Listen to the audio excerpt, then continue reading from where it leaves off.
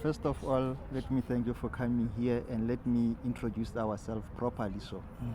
We are the Forgotten Nation of South Africa. We are the first ever registered movement in this country to represent the needs, the aspirations, and the rights of people who are over 35 years when it comes to job opportunities and direct employment in labor markets. We advocate for the over 35s when it comes to issues of internships opportunities, issues of bursaries, issues of small business funding, as well as fairness in employment selection processes.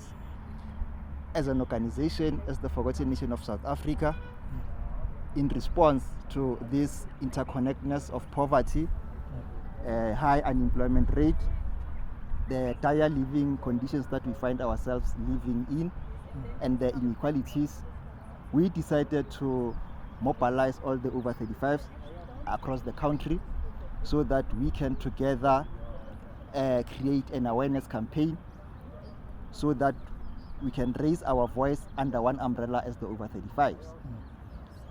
You will recall that in this country, since the dawn of democracy, since 1994, we have never had any legal framework that it is designed to protect the interest of the over 35s. So we are here today to say to the President of the Republic as head of the state,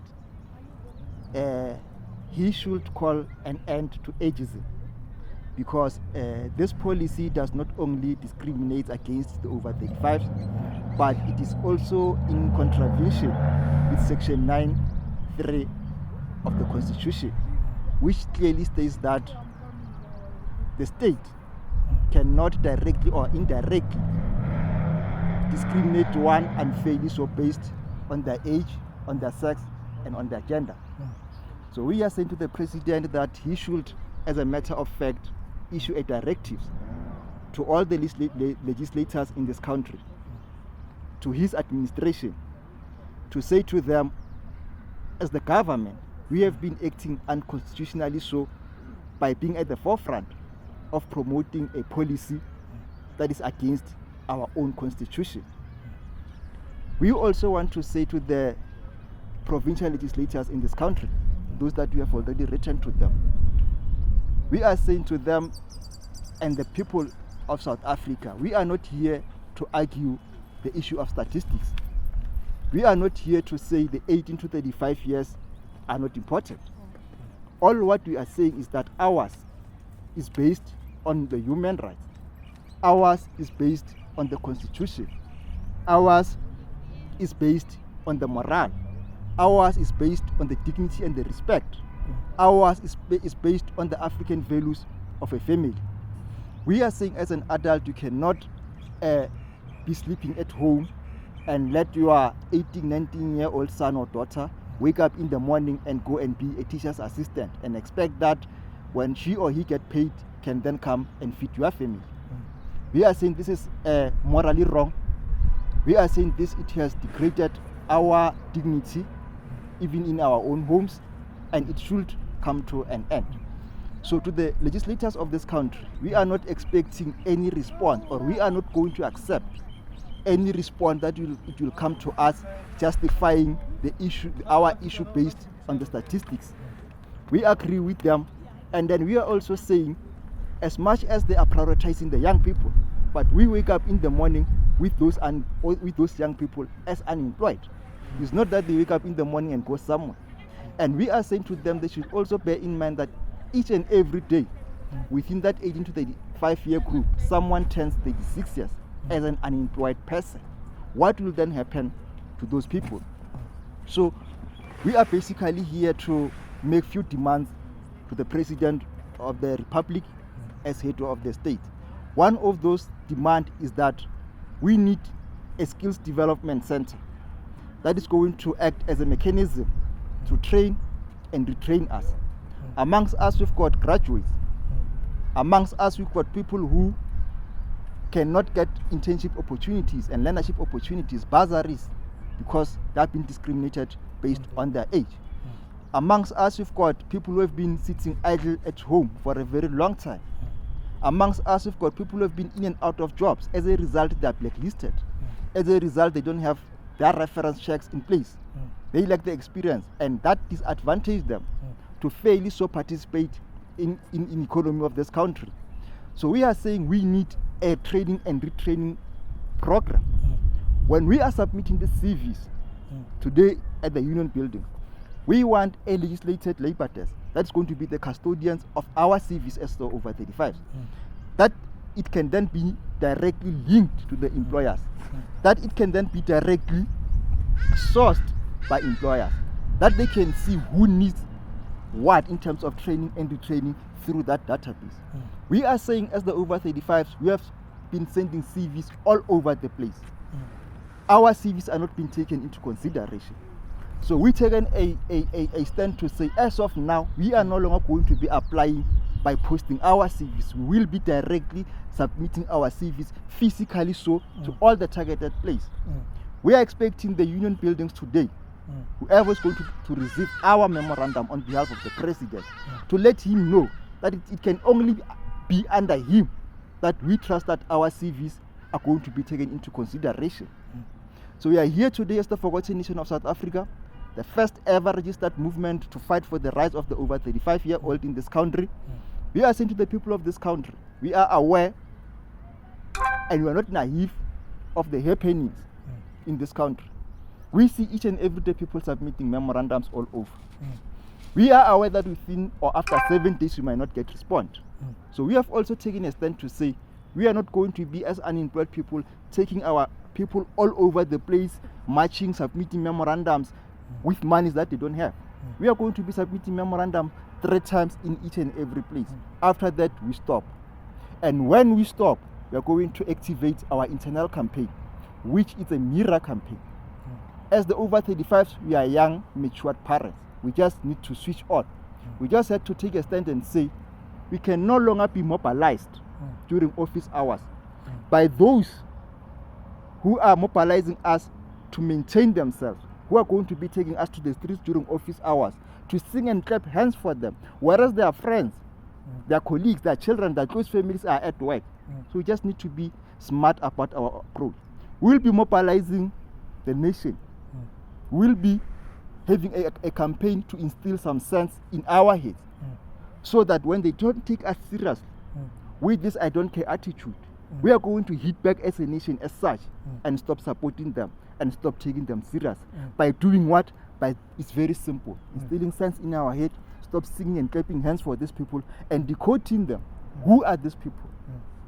Are these people smart enough, competent, capacitated to actually implement our demands? Because we are saying to the President, we need you to show us in this country just one firm that has been built. It's one of our demands by BEE monies.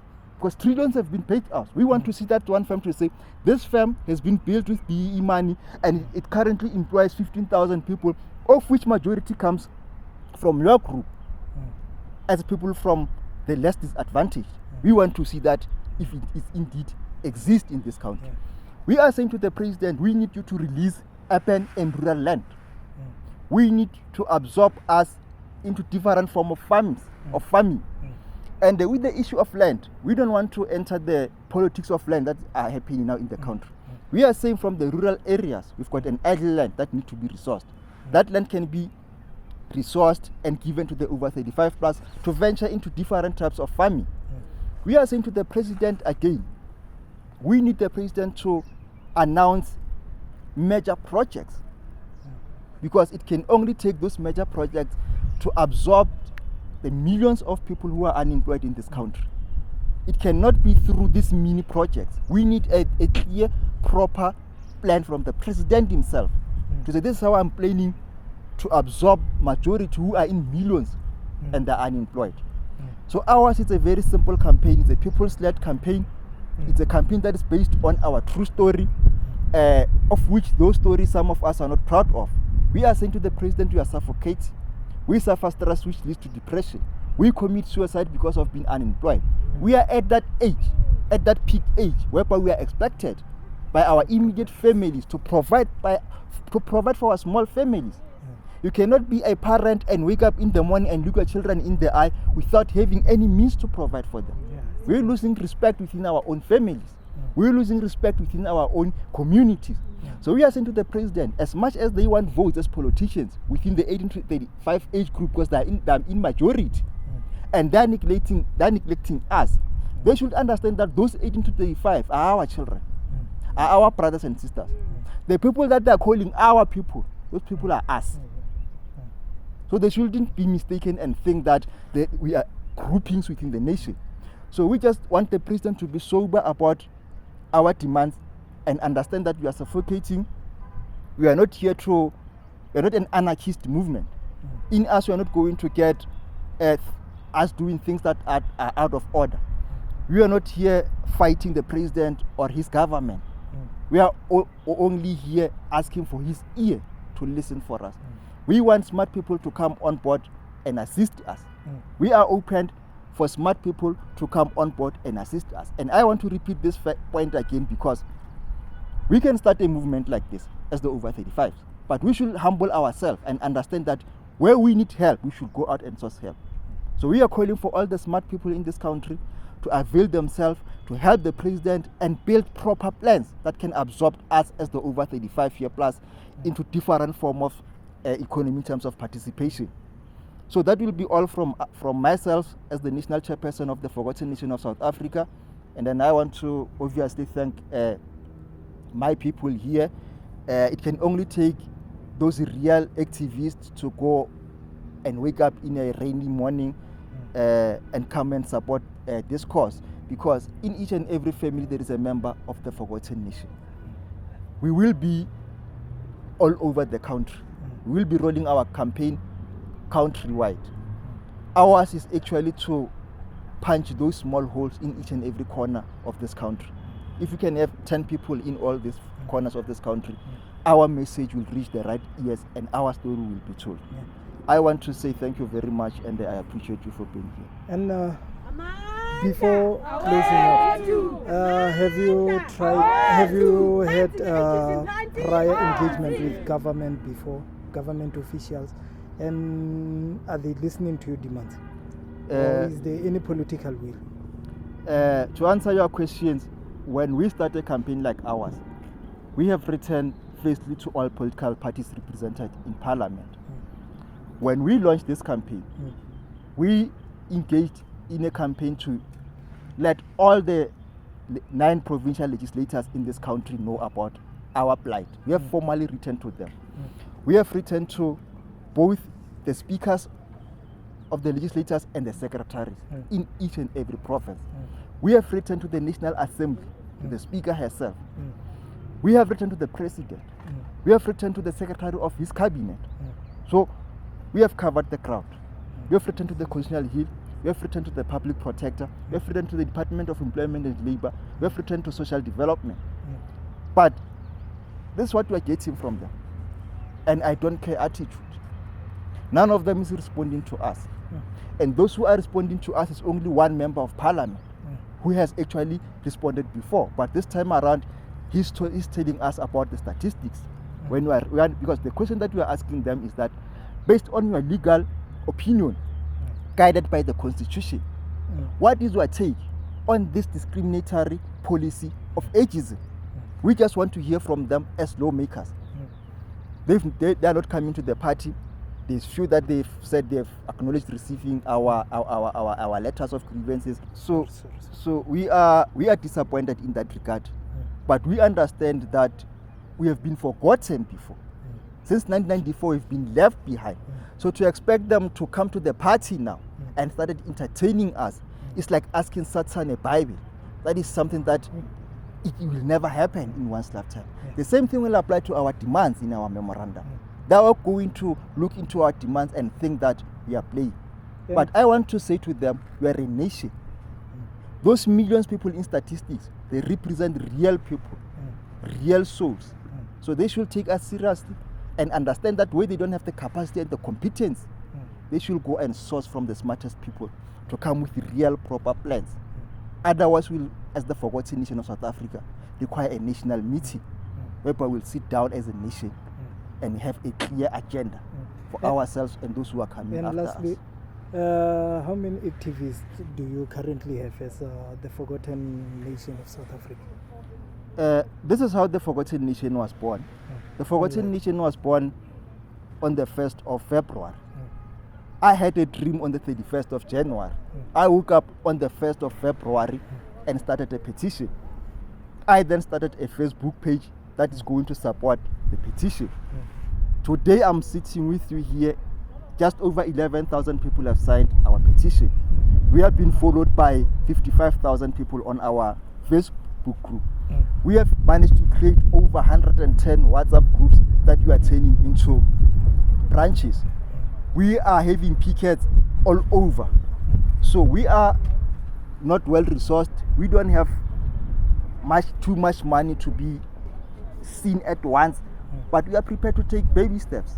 This is a mammoth task, and we are going to make sure that at the end of the day, we emerge as victorious. Because when we win, we're not only winning it for ourselves, we are also winning it for the nation and for those who are going to come after us.